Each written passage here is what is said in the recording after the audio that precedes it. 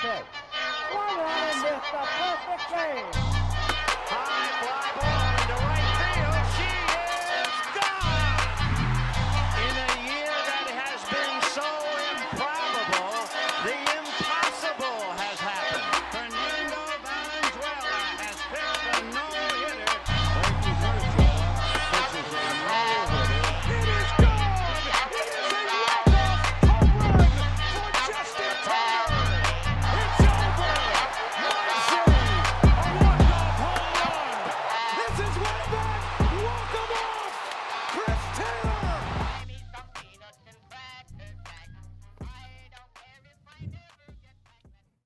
The Dodgers drop Game 5 of the NLCS, and the series heads back to L.A. What happened? Did Dave Roberts pull Jack Flaherty at the right time? That's coming up next on the Dodgers Nation postgame show. Another payoff. Fetty got him with a slider.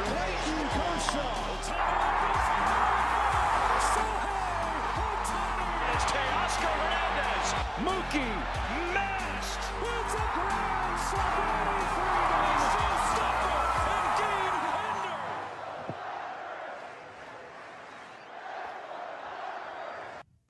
What is up, Dodgers Nation, and welcome to the Dodgers Nation post-game show. My name is Doug McKain, credential member of Dodgers Media. You can follow me on X and Instagram at DMAC_LA. Thanks for joining us after the Dodgers get destroyed in New York. The Mets force a Game 6. The Dodgers lose by a final score of 12-6. The Mets out-hit the Dodgers 14-8. The Dodgers were still able to put up 6 runs. You got a couple home runs from Andy Pages, who became the youngest Dodger to ever hit 2 home runs in a Dodgers postseason game at the age of 23.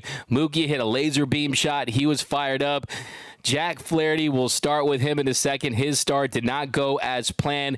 I think the positive, the Mitch Lotta half full take, has to be that Brent Honeywell ate those innings. He goes 4 2/3 innings. Only had to use Anthony Bonda for a third of an inning. So you are going to have a rested and ready to go bullpen for Game 6 at home. Other positive take, the Dodgers have not closed out and won a pennant at Dodger Stadium since 1988. So 36 years, but still a lot to get into. So settle into the Dodgers Nation post-game show, the #1 Dodgers post-game show on the internet. Actually, the #1 Dodgers show on the internet, and it's all thanks to you. How are we feeling about this loss? Because a couple ways you can look at it. We're going to dive into both ways, but you have to start at the very beginning. The very beginning of this game, the Dodgers had an opportunity to keep that momentum from Game 4 where everything's going right. It seems like everything that could go right did go right for the Dodgers throughout most of this series, save for Landon Knack there in Game 2. But they were rolling in New York. You came into this game and it looked like, okay, let's beat this team in 5 games. Let's have Grimace go to his last game of the season. He's already drinking Modelo's. He had to supersize his Modelo's because of how sad he was with the way the Dodgers had been dominating this series. Heading into this one, the Dodgers had outscored the Mets 30-8 through 4 games, and in the wins 27-2. And right there in that first inning, you had a golden opportunity to continue with that momentum. Shohei Ohtani gets a leadoff single, followed by a Mookie Betts double. It was ruled a double.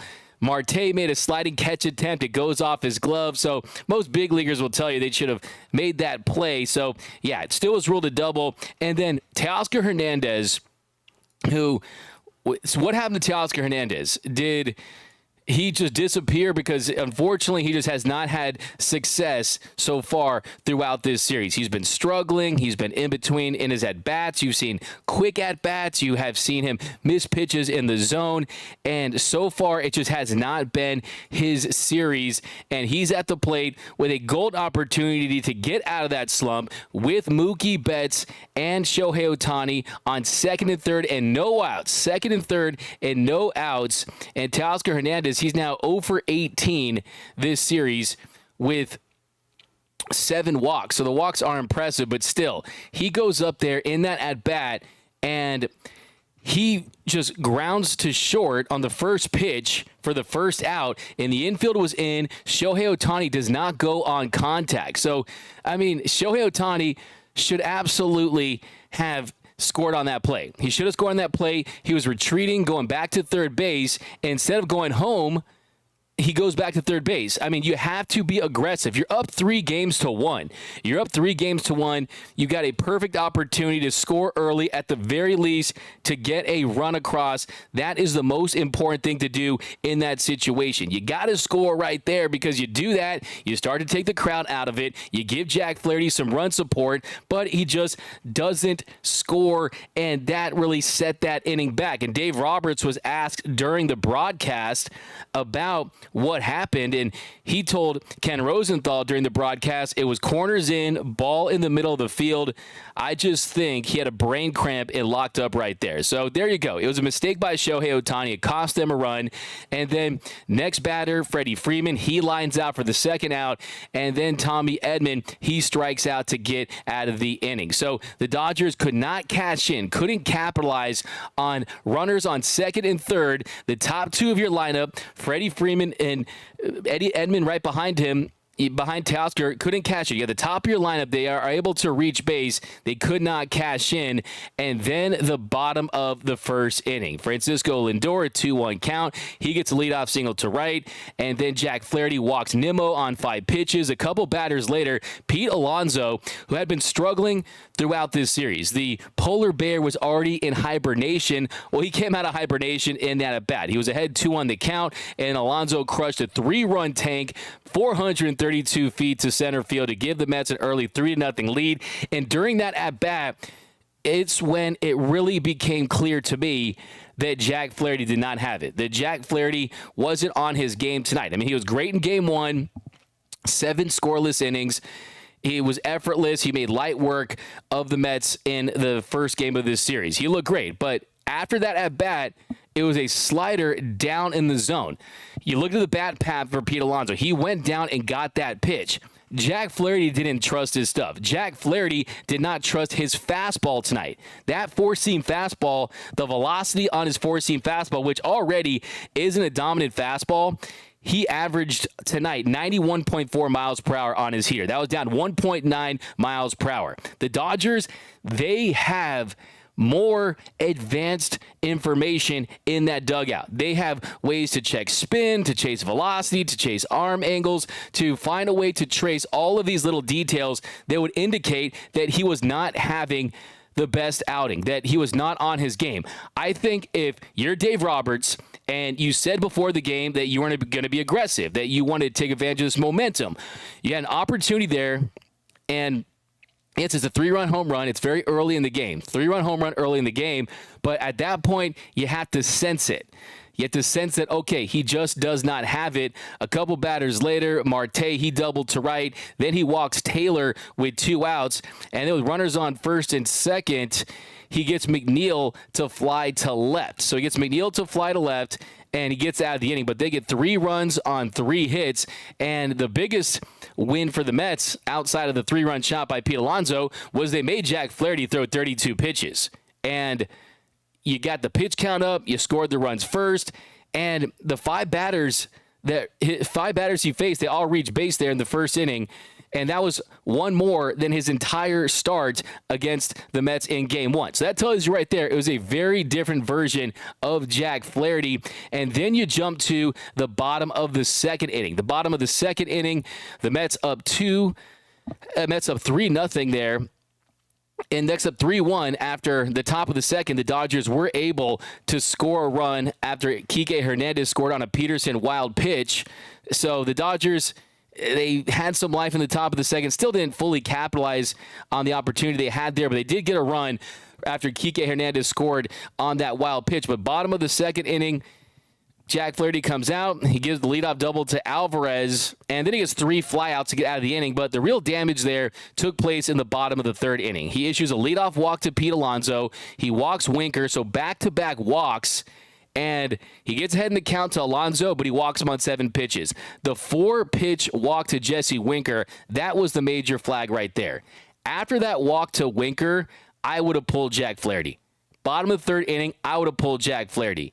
Because you had a rested bullpen, you had Michael Kopech, you had Daniel Hudson, Evan Phillips could have still pitched. I mean, you said you were going to be aggressive.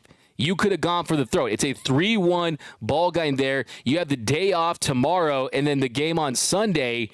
I think that's a situation where you say, look, he did not have it. Jack Flaherty was not anywhere near the effective pitcher that we saw in game one. He did not have it. I think in that situation, if you're Dave Roberts, if the plan was to be aggressive, that was the opportunity to be aggressive. You use the plan that's been working for you this entire postseason. And that plan is go high leverage early while the game's tight and give your offense the opportunity to go out there and score some runs. The Dodgers, they had runners on base all night. You heard John Smoltz and Joe Davis talk about it. It was a record for how many men were on base for both teams. It was an LCS record. And it's a 3-1 game at that point, and you're facing a bullpen game for the Mets. I think at that point, there's no guarantees that the Dodgers bullpen puts up zeros. There's no guarantees that they get out of that inning with zeros. But still, I'd rather take that chance knowing that Jack Flaherty, it was inevitable. What must be done eventually should be done immediately in that situation. You had an opportunity to keep this one tight. Well, next batter, Marte, 1-1 count. He doubles to left. That scored Winker and Alonso. And just like that, it's a 5-1 game in the third. Are we going to take out Jack Flaherty now, or are we going to let him die out on the mound? Well, let's see what happens next. Couple batters later, after a Taylor line out to left and a McNeil ground to short, Alvarez at the plate with the runner on third. He singled to left. That scored Marte to make it 6-1 Mets. Next batter, Francisco Lindor with Alvarez at first. He triples to right. That scored Alvarez, and it's a 7-1 ball game. Oh, and the bleeding isn't done yet. Jack Flaherty still out there on the mound on life support, just did not have it. No command, velocity down, secondary stuff wasn't effective. It's a little brisk out there, just did not have the feel for his stuff. Well, you got a runner on third, and Nimmo, he singled to right to score Lindor, and it's an 8-1 game, and that's that. I mean, the Dodgers did mount a comeback, and we'll talk about what happened after this, but that was the inning that ultimately decided this game. And look, pulling Jack Flaherty in the second inning after he gave up 3 runs, after he gave up the Pete Alonso home run, yeah, you don't do that. Because, look, that's your game one starter, right? That's your best starter technically this series, or at least he should be because he's the guy that gave you length. But when all the indicators were out there that he was falling behind the count, that he didn't have location, didn't have command, that they weren't respecting his secondary stuff, if you were truly aggressive like you said you were going to be, then that was when you come out and take the ball and you try to end this series in New York. But they decide not to do that, and we have a game 6. But the Mets, they end up getting 5 runs on 4 hits in that deciding third inning, and just like that, Jack Flaherty has a start that's really a nightmare start. I mean, he allowed 8 runs in 3 innings. That tied a Dodgers record for the most runs allowed in a postseason start. And it's not a good club you want to be in, but he tied Chad Billingsley, 2008 NLCS Game 2, and Clayton Kershaw, 2014 NLDS Game 1. We're not going to open up that nightmare fuel and talk about that, but still, that is what we're discussing right here. After that, I mean, what are we talking about? I mean, it's an 8-1 game. Thankfully, 4th inning, after a Muncy grounded to first and Smith fouled to first, Andy Pages, he steps up to the plate going up against Peterson. Well, actually, before we get to that, I want to point this out. Muncy leads off the inning, and yeah, you got David Peterson on the mound, and Muncy, he grounds to first. And look at David Peterson in this situation right here. Look at David Peterson trying to talk some smack to Max Muncy right here after that ground out. Let's cue this up. He grounds to first right here, makes the play, and look at him right here. Sit down, B. Sit down, you know what I mean? Sit down, B word. I got kids that watch the show. Sit down, B. What's that about? What's that about? Is this the New York Padres? Is this the San Diego Mets? Who are these guys? They're acting like the team that's up 3-1, not the team that's down 3-1, now down 3-2.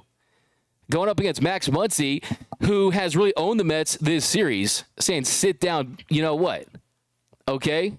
I hope this sparks something then, man. Dave Roberts better show him this clip. Show him this clip. Show him this clip right here. Grounds out and shut down. Sit down, itch. I skipped the B in that one. Sit down, itch. Okay, what? Who do you think you are, my man? In a bullpen game, talking that talk. And yes, it was a tough decision by Dave Roberts. Tough decision for anyone to pull your starter in that situation. But, hey, they had bulletin board material after this one. Trying to be some tough guys. And thankfully, Andy Pages, a couple batters later, first pitch, he jumps on a Peterson sinker, and he crushes a dinger, and that gives the Dodgers another run. And Andy Pages, he has his first postseason home run. Yeah,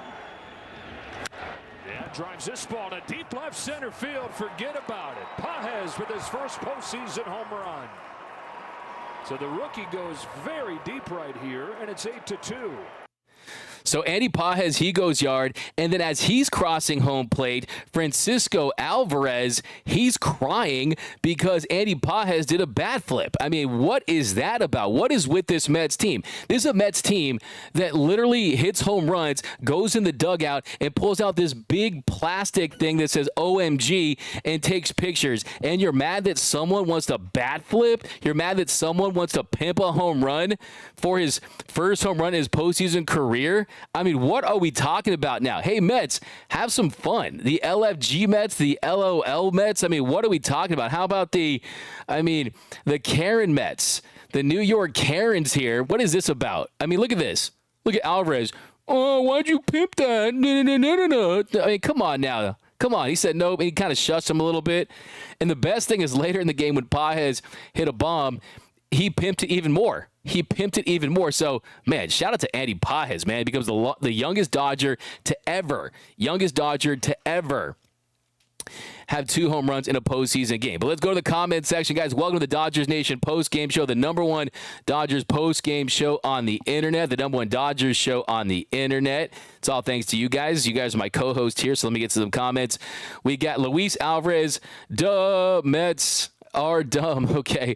OG Fit, I'll be partying on Whittier Boulevard Sunday night. F the Mets, we taking this. Yeah, I mean, before this was like, hey, it's a nice Mets team. It's a feel-good story. The Iglesias song, I used to bump it at the gym. Oh, my God. And I was saying OMG needs to stand for OMW as far as on my way to Cancun, all this stuff. Now things are heated. This almost feels like the Padres series light at this point with the tensions between these two clubs, and Peterson, just for no reason whatsoever, trying to act like a big dog against Max Muncy, and I hope that they see that clip. I hope that sparks something even more than this Dodgers team has already sparked in this series. So, yeah, it's on now, baby. It is on. Mets need to be slapped from Carmen Alexander. We got David Jinzo, Smith, Teo, Lux, Taylor, Freeman. How are the Dodgers winning this series? Yeah, you had multiple opportunities. I mean, you truly had so many opportunities in this one throughout the game, and unfortunately, it really does come down to, look, that first inning, you had an opportunity to score a run early, continue on that momentum. Once you didn't do that, the Mets had a break. The Mets had some life, and I truly believe that Shohei Ohtani not taking advantage of that early in this game, that definitely was a big factor in all this. But still, you had so many opportunities. Second inning, Kike Hernandez, he drew a leadoff walk, and you were able to score 1 run in that inning, but you got a Pages single, and in that situation, you had multiple base runners on the corners. Shohei walked after the wild pitch. Betts fouled to first. So not a good at-bat for Betts in that one. A 1-0 count. He fouls him out. Third inning, you had a base runner, an Edmund 2-out single to left. Kike Hernandez, he flied to right. Fourth inning, you got the home run from Pages. After that, though, you had more opportunities. Ohtani got a single. Betts drew a walk. You got runners on first and second. And Teoscar Hernandez drew a walk to load the bases. They pull Peterson and go to Garrett. And then Freddie Freeman, a good at-bat for 90% of it, it was a full count, and he takes a sweeper on the outside corner on the black for strike 3. And I think fully that was a at-bat that was impacted by his lack of playing time, his lack of rhythm, his lack of just not being there every single day, and that's definitely going to hurt him. So, yeah, I mean, he didn't come through in that situation. And Shohei stepped up. Mookie has stepped up. You need Freddie Freeman to start stepping up. And he's already stepped up. I mean, Freddie Gibson, you love that. But if he's in the lineup, he's got to produce. And, yeah, Freddie Freeman, during this series, he's 3 for 18, hitting 167. Teoscar Hernandez hitting 0. And those are the guys in the middle of your lineup. Max Muncy's had a good series so far. Tommy Edmonds had a good series so far. But the struggling players are those two in the middle of the lineup right now. And that definitely was a major missed opportunity, too. Because an 8-2 deficit in this game, for whatever reason, did not feel like an 8-2 deficit. It felt like a 5-2 game at that point. And one big swing, one big hit, all the pressure would have been on the Mets at that point because you're literally facing elimination. So every single pitch would have been magnified. Also, you could get deeper into that Mets bullpen, which they did a pretty good job at doing. You saw Edwin Diaz in this one, but you could have gone further into that Mets bullpen, and you could have won this game. And then bottom of the 4th inning, Brent Honeywell came in the game. By the way, Brent Honeywell, the turtleneck he was wearing, the Dodgers one, go back and watch this game. I swear that was like a vintage turtleneck from the 90s. Like, they don't make those anymore with the red Dodgers outline, the MLB logo. I mean, I know 90s fashion is in, and I'm pretty sure he just straight up like got that on eBay or something. Like, that was vintage turtleneck for Honeywell. Well, he hits Alonso with the pitch. I don't know if it was intentional. And then Winker, he tripled to right to score Alonso to make it 9-2 Mets. A couple batters later, he hits Taylor. So, I mean, I thought I was watching Shark Tank with all these pitches and all, these judges getting hit by pitches and things like that. I mean, it was he was just hitting batter after batter, and then McNeil hit a sac fly to center to make it 10-2. Winker scored on that. It's a 10-2 ball game. It's blowout city. It's garbage time at that point. And then top of the 5th inning, a 10-2 game. You think it's over, right? 10-2 game. But I'm telling you, I was ready to get weird. I was ready to have one of those games where you just don't know what's going to happen, right? I mean, it could have turned into that. It could have turned into that. And unfortunately, the Dodgers didn't do enough. But you still had a lot of work, a lot of outs to work with, a lot of opportunities. It was a full moon in New York City, a little super moon action. I mean, I was ready to get weird. October baseball can get weird, but we just did not see it. But still, you made a run. Top of the 5th inning, Kike Hernandez, he gets hit by a pitch on the forearm with 1 out. Then Max Muncy draws a walk, and just like that, more base runners on base runners on base runners. Will Smith flied out to center for the 2nd out, but that brings up Andy Pages, 1-1 count, and boom, Pages, he homers to left center, 376 feet. That makes it a 10-5 game, cuts the lead in half. Then they go to Stanek, and Ohtani strikes out swinging with the bases empty. Honeywell goes 1-2-3 in the 5th. And top of the 6th inning, Mookie Betts lead off. Mookie, he crushes the dinger, and that makes it 10-6. So you're only down by 4 at that point. Up to 0. Mookie Betts turns on this ball, sends it to deep left field, and it's a leadoff shot. Mookie Betts brings the Dodgers closer. A solo home run makes it 10-6. You saw the fire, the passion, the emotion on that laser home run. I will say this. Previous iterations of this Dodgers team, they're already in the clubhouse. They're already thinking about their trip back to L.A. and going picking up their cleaning and doing all their errands and getting ready for Game 6. This Dodgers team, they did fight back in this game. In the offense, they weren't going to go down without a fight. Previous teams, they would have laid down on the mat. The judge would have called the fight. The referee would have called the fight. It would have been over. This team got off the mat, and they were landing punches even after taking some big punches, some big haymakers early and now. So it's a 10-6 game. You have a pulse at that point in the 6th inning. Then the bottom of the 6th inning, though, they were able to get that run back. After a Marte double to left, McNeil, a couple batters later, he had a sac fly to center that scored Winker to make it 11-6 Mets. So 11-6 Mets at that point. It's pretty much out of reach. Honeywell's out there just eating innings, eating outs at that point. And then bottom of the 8th inning, after an Alonso leadoff single, a Winker single, so back-to-back singles. Acuna ends up running for Winker. Marte singles to center to make it 12-6. And then he gets Taylor to ground into a double play, and then Bonda comes in to finish out the inning. So it's a 12-6 game at that point, and that was it. Dodgers lose 12-6. Teo needs to hit. This is from, we got, they lose 12-6, and that inning right there was pretty much all she wrote. So here we are. We are here now.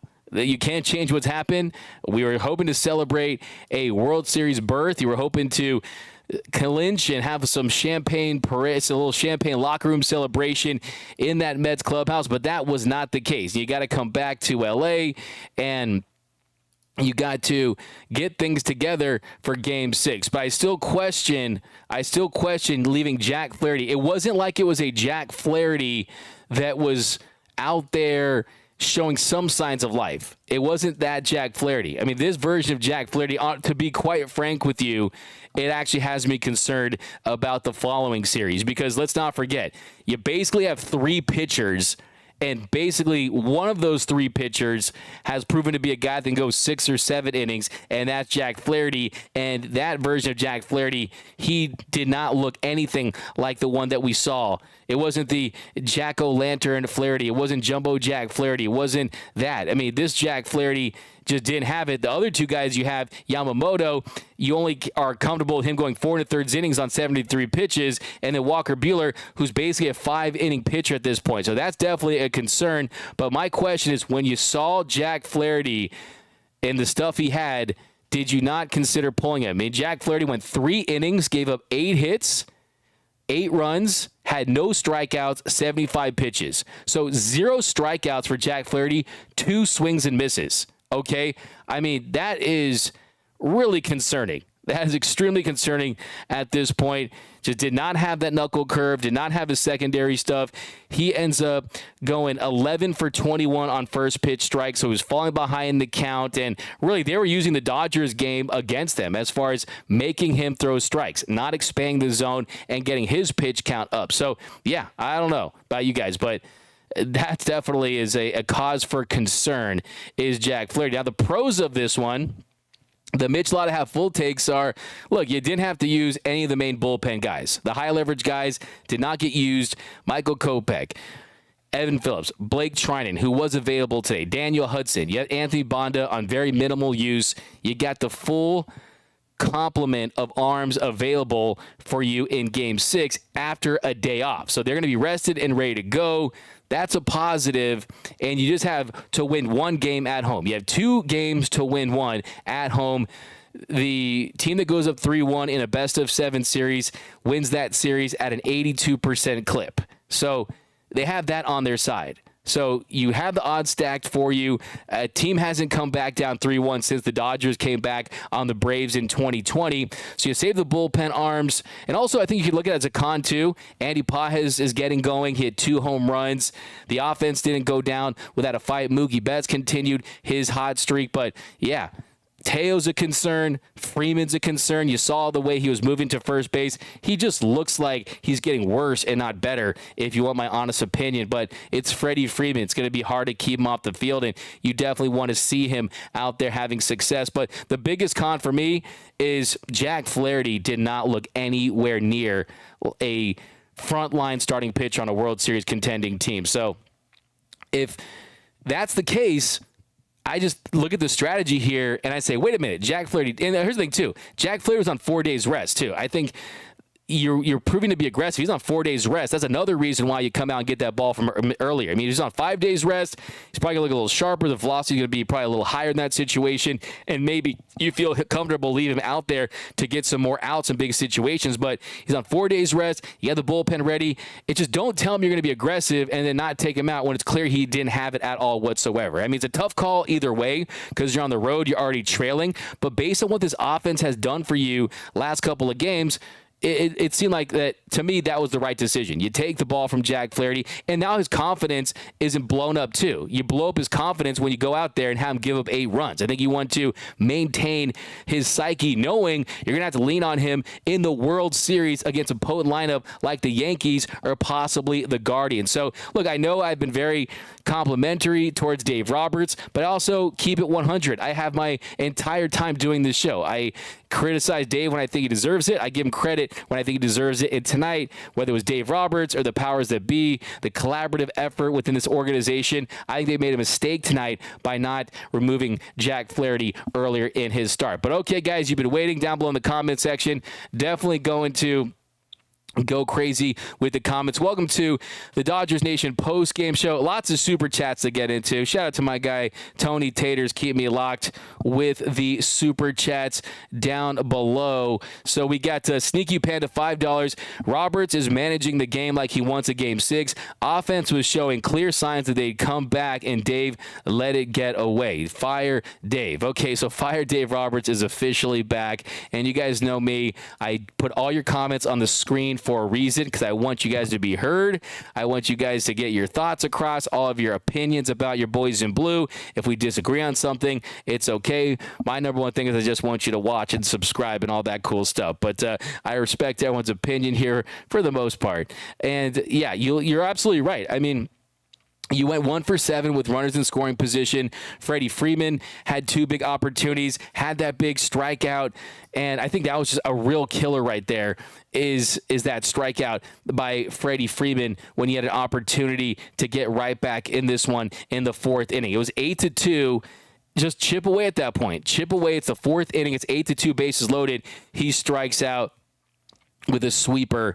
He looks at it for strike 3. And then the 1st inning, when you couldn't manage to score that run, Freddie Freeman, not a good at bat, a 1-0 count. He lines out to first with runners on 2nd and 3rd. Super chat, we got a Tabari Quarles, a $4.99 super chat. Happy we got our butts handed to us. Kobe said it, job wasn't done. Yeah, no, for sure. I mean, you definitely... here's the thing. No one wasn't saying that. So that's definitely true. But that's been the mentality for everyone, right? It's jobs not finished, and everyone's. That's kind of the LA mantra at this point, right? Jobs not finished, right? That's what we do, and certainly that's what they're thinking. They literally have that in their clubhouse, so they certainly know that, and they're going by that. But look, this is a proud Mets team that's there for a reason. They're one of the hottest teams in the second half of the year.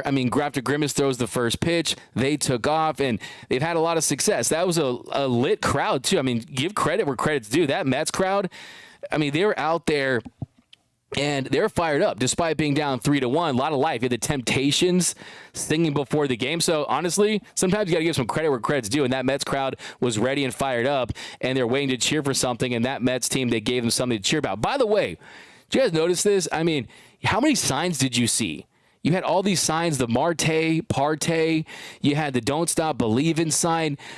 Is it me, or do they not allow signs at Dodger Stadium? I saw so many signs. Do they not allow signs in Dodger Stadium? You can't even get in without like a clear purse, right? But they can bring these humongous signs. It's just crazy to me. Kind of liked it. Kind of dig it. I kind of wish I would see at a Dodger game. It'd be kind of cool to see some signs for sure. Some more super chats to get into, guys. We got Victor Banos, a $50 super chat. Thank you so much, Victor Banos. You're a true Dodgers Nation day one, and we thank you a lot because you're always representing for the show. Hi, D-Mac. I'm worried about Teo and Smith, and also the awakening of the polar bear. I don't think lightning strikes twice with Manaea, so let's go Dodgers. That's a really good point. It's the second time you're going to face Manaea, but he did have a ton of command against his Dodgers offense in Game 2. And he's a different guy. He changed his delivery, quarter slide delivery, and it's very tough to pick up. He's very deceptive at this point. But, yeah, you're totally right in that situation that, hopefully that polar bear doesn't go on a tear. But thank you so much for that super chat. You win. Perfect. Then we got Lucim16, $2 super chat. I felt like they lost on purpose to win money in LA. We got Freedom, $9.99. Hey, bro, take it like a man. We got our ass kicked because of shit pitching. We're going to win in 6. Chill. Go Dodgers. Yeah, hopefully that's the case, right? Look, that's what we do at this. Kind of in the overreaction business here. I'll still give you a comment of the show. But, yeah, the truth of the matter is you want to rest these arms as much as possible because this is not a traditional World Series type team when it comes to the pitching side. This is non-traditional, right? You don't have 4 or 5 starters you can lean on. You don't have 4 starters. You don't have 3 starters that you can lean on. Really with Yamamoto and Buehler not even sniffing the 6th inning, right? And then Jack Flaherty tonight, he got rocked. It's definitely tough sledding with your rotation, so you want to be able to keep that bullpen as fresh as possible. That's why I think tonight was a golden opportunity to finish off this series. And like you guys have pointed out, the offense was ready to go. The offense, if you kept that game close, there was going to be a lot of pressure on that Mets pitching to keep this team down just because of how well the Dodgers have been taking their walks, how much they don't expand the zone. That's something that really makes, when you have a special offense, and yes, there's guys like Teo and Freddie who aren't producing that much right now, but make no mistake about it, this is a historically special offense right now in the postseason for the Dodgers. I pointed out earlier today, the Dodgers have swung at 21.1 pitches out of the zone in the NLCS. That's the 3rd lowest chase rate in LCS history behind the 2017 Dodgers and the 2009 Phillies. So with that relentless approach, had you have kept it close, I really would have liked the Dodgers' chances in this one, and you still have the day off to get you to a possible Game 6. This is from Starman, $4.99 super chat, 400 swings in the cage for Teo and Will. Yeah, Teoscar and Will, I don't know what you got to do. Go see Kike's optometrist. Go see Gavin Lux's Uncle Augie in Milwaukee. Go take Decoy for a walk. Go hang out with Mookie Betts' fast pitch machine and take 400 swings. But it's time to get out of those slumps that you're in. And you can throw Freddie Freeman in that mix as well. But thank you so much, Starman, for that super chat. I really appreciate that. Anonymous, $2. Dodgers will be fine. Yeah, anytime you go back to Dodger Stadium in front of 53,000+ fans to clinch, you feel good about it. But I got to say this again. Walker Buehler, to think you're going to get that version of Walker Buehler again, there's no guarantees. A bullpen game again, there's no guarantees that all these guys have it. I think tonight they should have gone for the jugular and been a little more aggressive to try to take this series. Tough call, but don't say you're going to be aggressive and don't do it. Danktacular Cheesehead, $1.99 super chat. How are we going to attack Manaea when he carved us? Look, you saw Yu Darvish have a really good start in Game 2.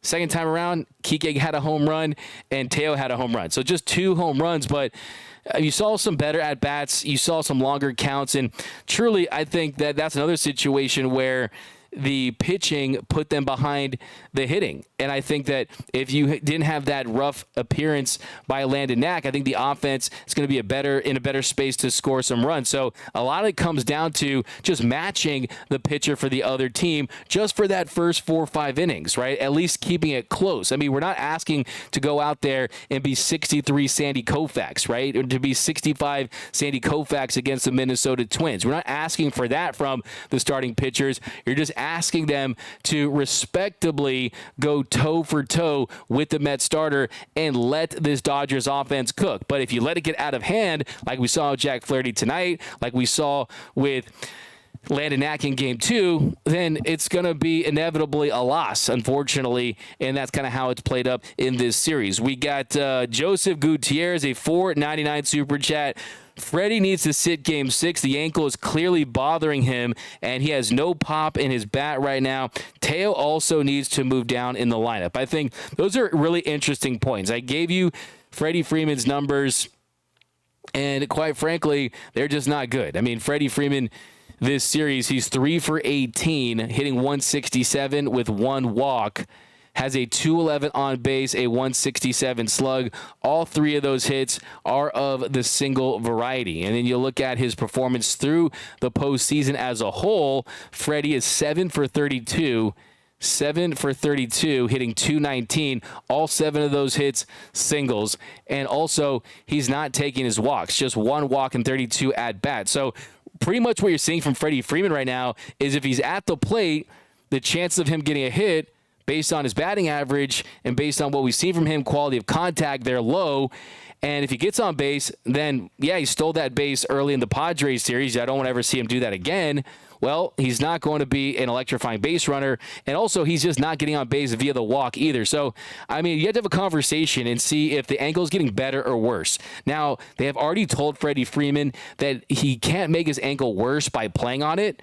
So I guess that definitely is a positive reason to say, okay, just a 70% Freddie Freeman, a 60% Freddie Freeman is potentially better than other options. Mostly that's the case, but now it's a little different because you have Max Muncy that can play first base. A couple years ago, doing it at a Gold Glove level. And Max Muncy this postseason, he has an OPS over 1,000. And you have Kike Hernandez, who you can play at third base. And you have other options that you can play in center field. You have Andy Pages, who we saw today. You have second base options with Lux and Chris Taylor, and you have other options there you can go to. So I do think that it's a conversation that at the very least is worth having. And my question to Freddie Freeman is the truthfully honest question, and hopefully you get the honest answer, is how much is the ankle impacting the swing? If you said it's not, then you keep running him out there and seeing if he can get you some singles. But that really is where we're at, is him getting singles, not doubles, triples, and home runs or a walk. Hopefully that changes. Hopefully a day off and he has a breakthrough with his ankle and he starts to feel better and we get the Freddie Freeman that we know he is, because I always say he's baseball's version of fine wine. He gets better with age, but unfortunately he's 35 years old. He's getting older, and at some point you start to get nicked up, and the recovery time isn't as quick. So next super chat we got, and I'm going to read the other chats too, guys. Don't worry, I got you guys. You guys are firing away, and I appreciate rocking with us. By the way, a couple of reminders. I know they lost tonight, but go get the #1 selling shirt in the Dodgers universe. Go get the WDGAF shirt celebrating Kike Hernandez and the Dodgers mantra, the Dodgers motto throughout this postseason, because we don't give a F. Hopefully that just means they're playing loose, but you got the Kike goggles, you got the logo right there. This is going to be a keepsake if they go on to win the World Series, because that's what the players are saying to each other. That's the mindset. That's the mentality in this one. Go to gearup.la to pick one up today. You got all the colors: charcoal, gray, navy blue, light blue, dark blue, Dodger blue. Every color you could ever want. I've already had people DM me pictures of theirs, so really cool. And this also was designed by your boy, so definitely helps the channel, helps our YouTube channel, everything, to bring you guys even more content. So go to gearup.la to pick one up today. We only got 3: punt game 2, punt game 5. This game made me sick, Randy. Yeah, I don't think, I know people are saying that. I wouldn't say that's I don't know if I would use that word. It's not, punting would have been, okay, you're taking him out and you're putting Landon Atkin or something like that in that situation, or Ben Caspirius. So I believe fully in those guys, but that's kind of more the case. But leaving your starter in is not necessarily punting, but I do think that it wasn't as aggressive as it could have been. And how excited would you guys have been? How pumped up would you guys have been if Dave Roberts said, you know what, I'm going to do what's been working for us. And what's been working for us is the first sign that my starter does not have it. It's Captain Hook. It's stepping to the top of that dugout, taking the ball, giving it to one of these high-leverage dogs, and then keeping it close or maintaining a lead while this explosive Dodgers offense does work. You had 3 home runs today, right? And that's in a loss. So I definitely think they should have been more aggressive. So I totally disagree with that call. I definitely think that you could have gone. At the same token, if I told you that the Dodgers would have taken 2 out of 3 in New York, you would have felt good about that. But you know that based on how these last 2 games have gone, with the Dodgers having a massive advantage in run differential and just the way they've been working the pitchers for the Mets, that they could have won this game. But we got Jack Flaherty pitched like Jumbo. Come on now. Will Smith is non-existent. Hey, Will Smith had RBI yesterday.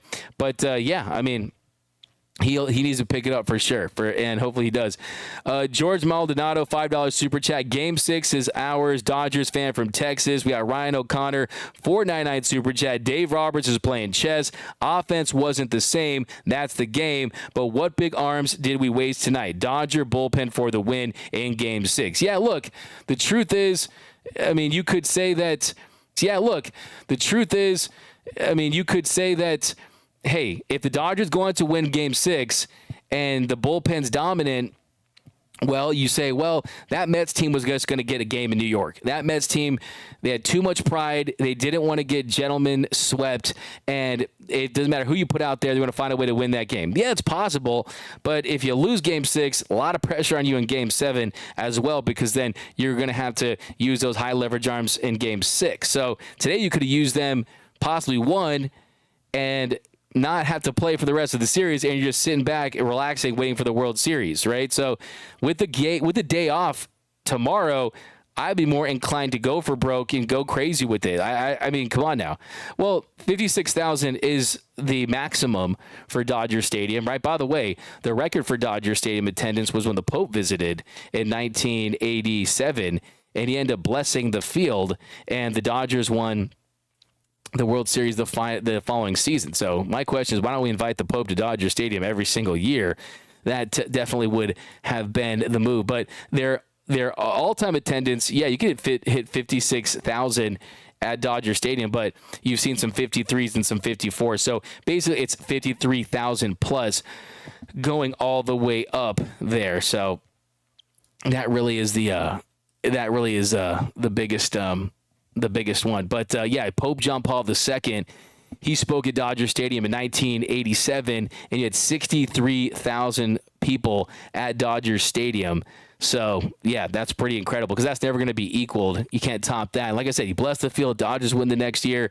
By the way, the largest crowd for a Dodger game at Dodger Stadium was in 2009. I was actually at that game, which had a 57,000 plus fan turnout. He had 57,099 on opening day for the Dodgers that day. And who's going to forget that one? Pretty awesome. But yeah, back into your comments, guys. Let me know. Do you agree with me? Or do you disagree with me on the Jack Flaherty decision? Hello, D-Mac. What up, Robert Prado? We got Flaherty and Teoscar are playing like Friedman told them he is not going to re-sign them. That's from Bilal K. That's a funny take. Jordan Maldonado, $5. Our Game 6 is going to happen in Texas. We got the infamous El Guapo. Not worried at all. We got to Darvish. We can get to Minaya. Fire take. Yeah, you got that fire take right there. We got Jose Aguirre. What the hell happened to Teo? He's going through a slump, man. He is. He's going through a slump right now, and he's got to get out of it. What's up, Brian Gax? What's up, Paul Gutierrez? D-Mac, if the Dodgers go down early in Game 6, will Doc give up again? No, absolutely not. I mean, at that point, you don't want to see a Game 7, because the truth about a Game 7 is anything can happen. This is the anniversary of Cody Bellinger hitting that go-ahead blast off Chris Martin in the 2020 NLCS Game 7. I mean, the Dodgers came back on a really good Braves team there, and yes, you had the days consecutively, which I think were a factor in that series, but yeah, anything can happen in a Game 7. That's the last thing I want to do, is play in a Game 7. Definitely do that. Don't avoid that at all costs. So that's why, I mean, you got to just treat each of these games as, you want to manage the series, but once you get into closeout mode and you can smell it, I think things change for sure when you're at that point. But still, you have a chance to clinch a pennant at Chavez Ravine, at Dodger Stadium, for the first time in 36 years. And yeah, it's always disappointing when you're so close to making it back to the World Series and you lose the way you did. I will say the biggest take today, as far as Mitch Lotta half full, is Brent Honeywell, our turtleneck king, is him saving the bullpen the way he did. And I'm confident that with a rested bullpen in Game 6 and the offense's second time seeing Sean Manaea and electric Dodger Stadium crowd, they can get the job done. But I'd be lying to you if I told you that tonight when I wake up at 3:30 in the morning in a cold sweat that I won't be thinking about the performance from Jack Flaherty, because the F in Flaherty was how you would grade his performance tonight, unfortunately. And they didn't need an A Flaherty. They needed a B Flaherty, a B minus Flaherty with great offense. And I'm confident they would have won tonight, but he couldn't give him that. We got some more super chats to get into, so let's read these. 199 from MM Forever. Roberts knew Flaherty was ill. Sounds like BS to me. So, yeah, we'll get to the Dave Roberts post-game comments in a second here. Freedom 499. Straight up Flaherty was trash, and I will give our Dodger Blue credits for trying to battle back when it was 10-6 Sunday. It's over for the Mets. Yeah, let's hope it's Dodgers in 6, man. That has to be a great crowd. That has to be an electric crowd for Dodgers fans to be out there and just make. I mean, it's going to be cool. I mean, at the very least, we know that if they're going to clinch, it's going to be at home. So you have that at that point. And look, Dave Roberts did say a few minutes ago that he is considering sitting Freddie Freeman for Game 6. And he said that I do think his swing is not right. So Dave Roberts said that to the media just a few minutes ago, that he doesn't think Freddie Freeman's swing's right. And that's clear to me because you see the way that the bottom half is just not grounded, and it just looks like everything isn't quite synced up, and he's late on heaters. He isn't swinging the bat with the same level of conviction. It's almost like he's trying to swing through the ankle injury. And unfortunately, an injury like that can throw your swing off. I mean, you look at the slider that he swung at. I mean, that was a pitch middle there in the first inning that he lined out, and it just didn't have that same follow through, that same extension that we see from Freddie Freeman. And the thing about Freddie Freeman's at bats is he lets the ball get really, really deep into the plate, and then he takes a swing at it, and that requires great bat to ball skills and everything being right top to bottom. So yeah, I think there's a pretty decent chance that you won't see Freddie Freeman in the lineup and possibly in the rest of the series. And the Dodgers have won the 2 games that he has been in the lineup, and this is no slight to Freddie Freeman. What he's doing is nothing short of heroic, really. I mean, he should be in week 3, week 4 of a rehab, and looking at a soft landing to make it back with a rehab start and getting some at-bats. So the fact that he's given it a go, you got to give him credit for that. But unfortunately, tonight, he just wasn't his night. But more comments down below. Welcome to the Dodgers Nation postgame show. A Friday game. By the way, after this, go watch that Yankees-Guardians game. We'll buy the Tik shirt first, but then after that, go watch the Guardians game, and hopefully they can tie that series up. We get to Ryan O'Connor, 99 cents. I appreciate that. We got Ryan O'Connor, $9.99. Not when Flaherty gave up a 3-run home run. Baseball is ups and downs. Flaherty is not top tier. He had an up. Numbers say today he's down, so play the hand you are dealt. Yeah, for sure. There's no doubt about that. He didn't step up when they needed him today, but they're going to need him. So you can't get down on these guys because there's no World Series without another really good Jack Flaherty start. D-Mac, when are you going to step up? SK Dot. I got to do better, man. I had to do better. I had to put better swings on balls, and it's been a long season for me with Shohei locking up that DH spot. I've had to be behind the dish, and I need to put better swings and kind of get some harder contact on some stuff because I've gotten hard contact, haven't gotten the results, so maybe I got to hit it even harder. But Nando, they better GAF Game 6. That's from Nando 360. Yeah, they absolutely better do. I mean, for sure. But they do GAF, but it's about the outside noise. Blau K being dramatic. I like Blau K. I like his takes. Delirium 9 lineup should start like this from Delirium 9. Ohtani, Betts, Muncy, Pajes, Edman, Kike, Freeman, Teoscar, and Smith. Hey, against a lefty in Manaea, I wouldn't mind seeing Pajes up in the lineup after hitting 2 home runs. He's hot right now. And Pajes could really factor into this series. And what if he hits 3 home runs? What if he hits another home run, hits 4? I mean, could Pajes win the MVP? But I don't want to even talk about the MVP right now for sure. But, yeah, I mean, the thing about this Dodgers team is they've been effective with their bullpen, right? And you saw the strikeouts with Walker Buehler. You saw 8 strikeouts from Yob Shinobu Yamamoto. Tonight, the Dodgers, as a team, 0 strikeouts. 0 strikeouts as a team. None from Honeywell, none from Bonda, none from Jack Flaherty. That's a tough way to live. You had 5 walks as a whole, but 0 strikeouts. You look at that Mets pitching staff, 11 strikeouts. You had 3 from Peterson, 2 from Garrett. Stanek had 4. Stanek looked really good today, and then 2 from Edwin Diaz. So, yeah, you definitely need some more swing and miss out of your pen, and they just weren't getting that tonight, and that's just the truth of that. But let's keep going, guys. Welcome to the Dodgers Nation post-game show. Wish Doc was more like Sparky Anderson with the quick hook. That's typically has been his MO. So, I mean, he has been that this postseason. Ryan O'Connor, a $4.99 super chat. Remove Freddie. He's rusty.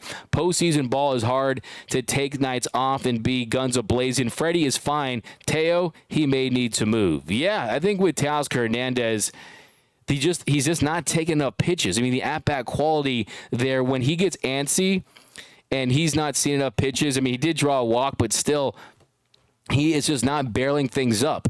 Something with the timing is not there, and you're not seeing that do damage type contact. I mean, even with Teoscar, when he's going through his little slumps, he still puts a lot of fear into the opposing pitcher. Right now, he just feels like an easy out. And Teoscar Hernandez, when you're batting him in this lineup third, you need more production. And today he goes 0 for 4. Mookie Betts and Shohei Ohtani, they went a combined 2 for 4 with 2 walks. So they combined to reach base 6 times in their 8 at-bats, right? So that's really great production right there. I mean, you look at that production from those two, they got the job done.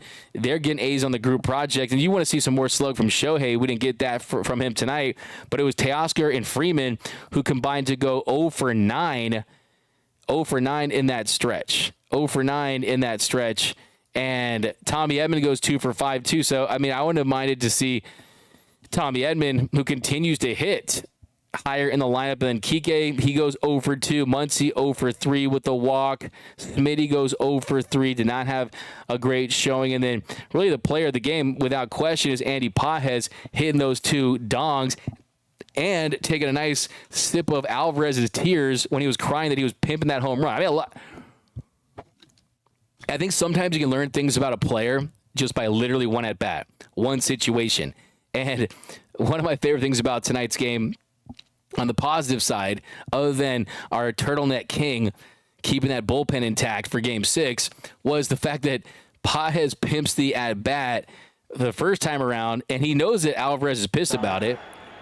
He knows that he's pissed about it. This ball to deep left center field. Forget about it. Pages with his first postseason home run. But then you get him pimping the second one even harder and throwing the bat, flipping that bat even more dramatically. So Pages looks like just like a stone cold killer out there. He's got the dog in him. He's got that fierce attitude. So I love me some Andy Pages, man. And you know, the year he's had, I mean, next season, you look at Dalton Rushing in left field, potentially Andy Pages in left field. I wouldn't be surprised if Teoscar Hernandez isn't on this roster, just because you really don't want to lock up your 1 through 4 in a lineup and pay players when they're at their peak.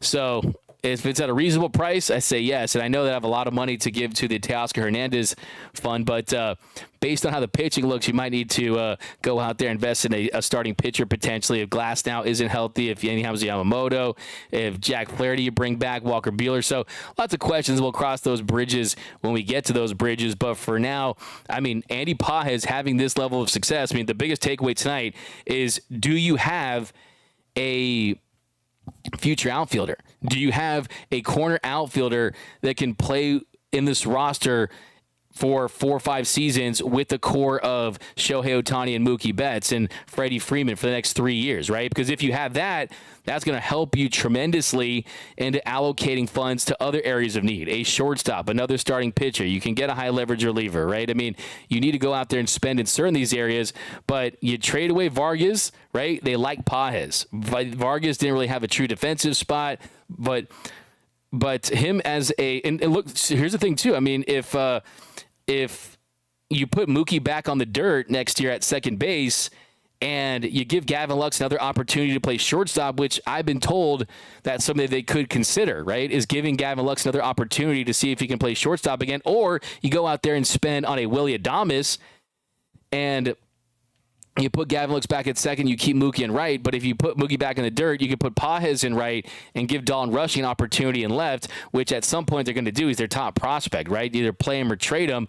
So I definitely like that as an exciting possibility for next season is, hey, Andy Pages, plugging him in, he could be a 25 to 30 homer guy. He's got an absolute hose for an arm. So, hey, don't turn the Pages on my boy Andy. Okay, let's keep it moving, guys. We've got some more super chats.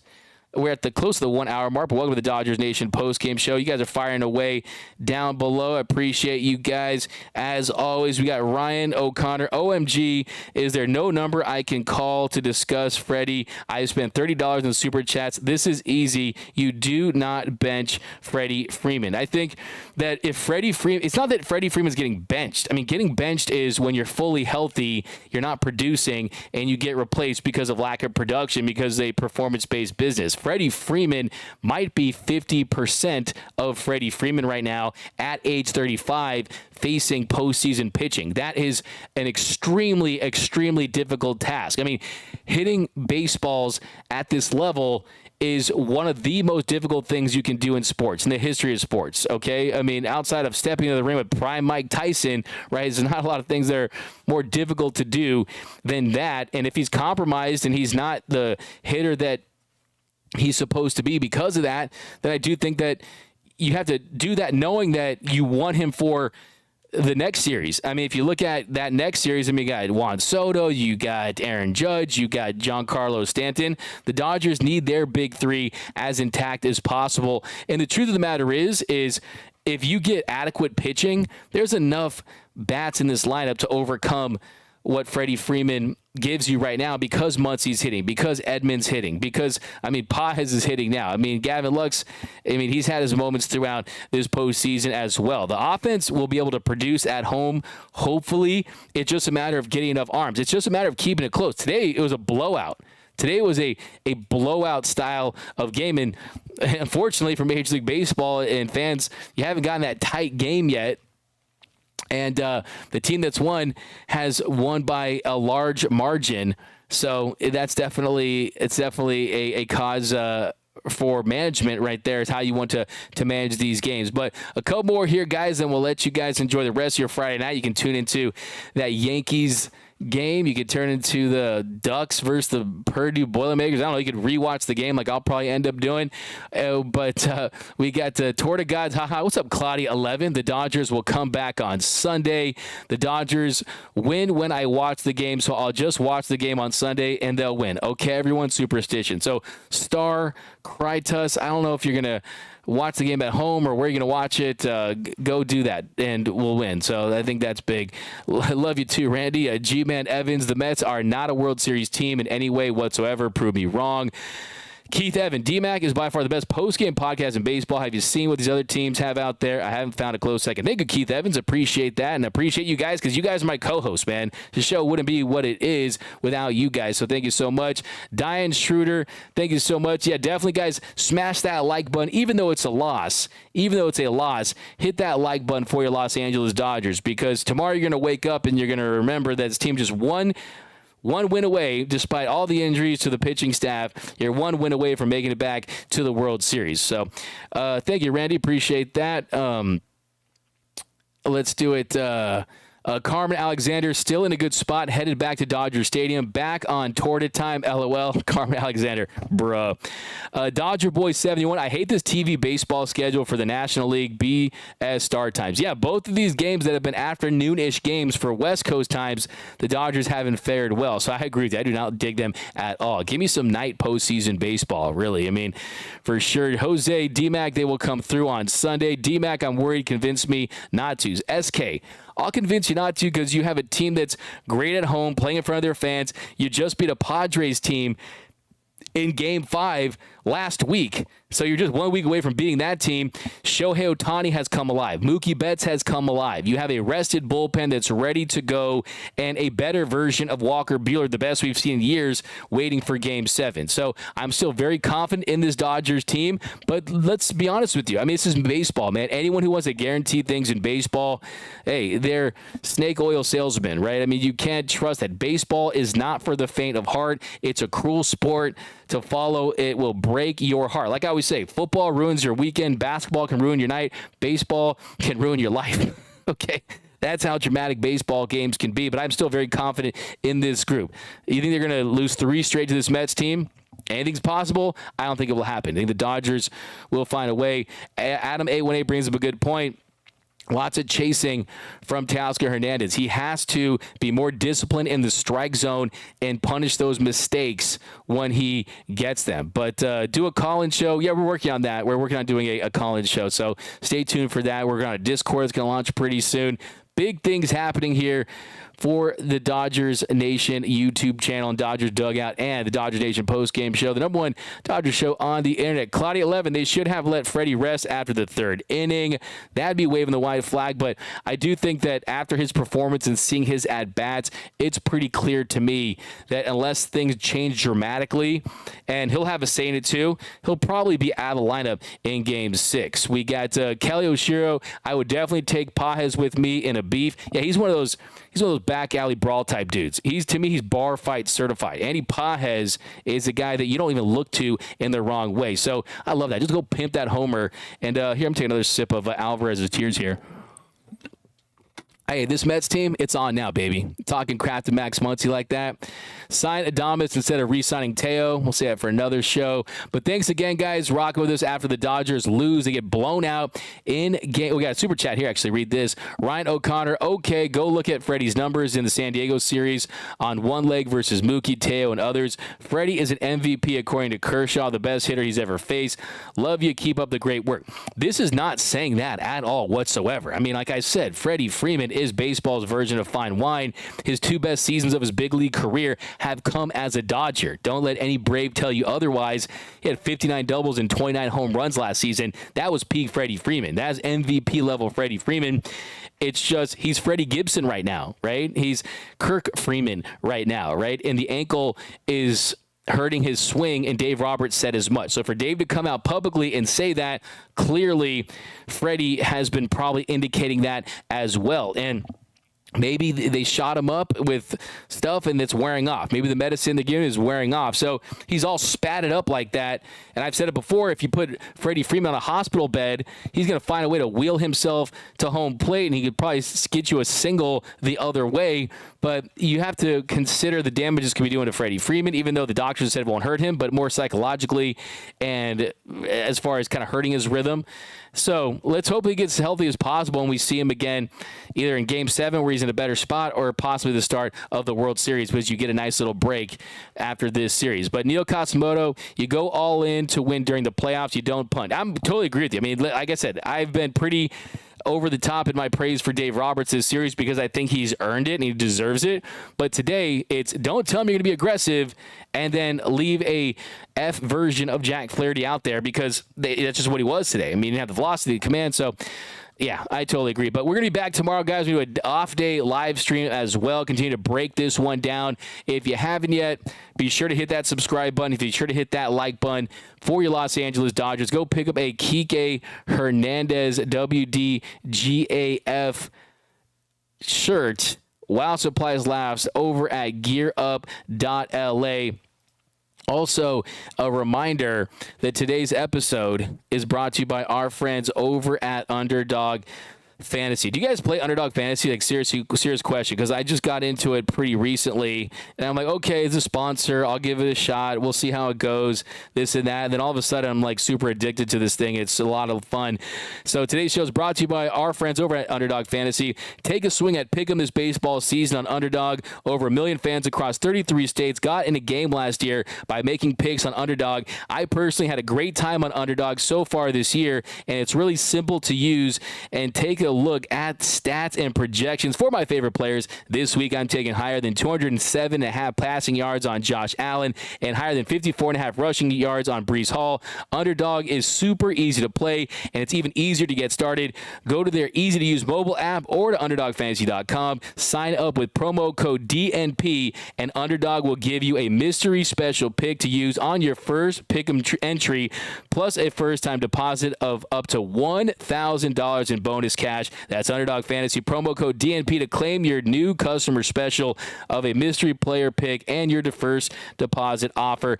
Must be 18 plus, 21 plus in Massachusetts and Arizona, 19 plus in Alabama, Nebraska, and present in a state where Underdog Fantasy operates. Terms apply. Void in Colorado. Are you concerned with your gambling or play? Go to 1-800-GAMBLER or visit ncpgambling.com. So there you go. There's that. Got to pay the bills, keep the lights on. Couple walk-off shots. Ray Brios.